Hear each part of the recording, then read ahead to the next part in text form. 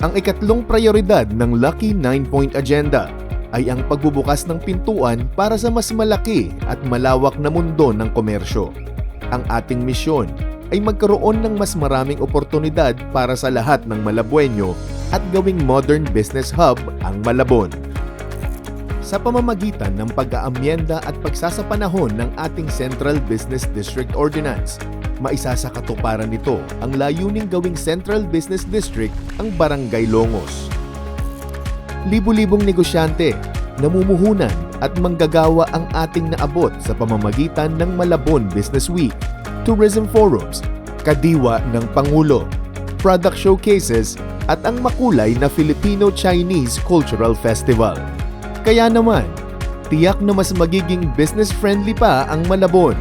Accessible na para sa lahat ang digitized frontline services at one-stop shops para sa mabilis na proseso ng mga pagninegosyo sa Malabon. Kompleto po tayo sa Malabon. Matagal na rin po natin nagawa ang digital one-stop shop na nakatanggap ng mga pagkilala ng mga organisasyon at ahensya ng pamahalaan. Itiyak din natin ang investment promotion at tax amnesty recognition sa Malabon na eksklusibo para sa maliliit at malalaking negosyo. Ang related programs dito ay may buong suporta ng ating lokal na pamahalaan, kaya sure din ang kanilang paglago. Sa pag-unlad ng ating infrastruktura at ng transportasyon sa kabuuan, hindi iniwan ang mga katuwang sa kalsada.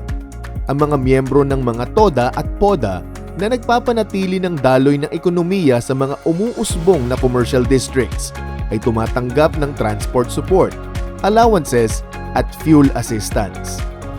Ang malaking tulong yung Tawid Pasada na binigyan kami ng tulong sa mga kasama naming tricycle.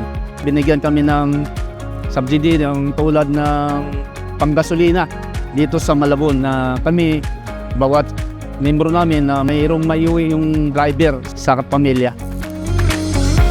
Ang pagkakaroon ng Central Business District sa Longos ay umpisa pa lamang. Kasama sa pag-arangkadang ito ang mas mabilis na transaksyon, kita sa trade fair, at biyahe ang katiyakan ng mas maraming oportunidad para sa lahat. Sa Malabon, ang bawat pangarap ay may bulwagan para sa paglago.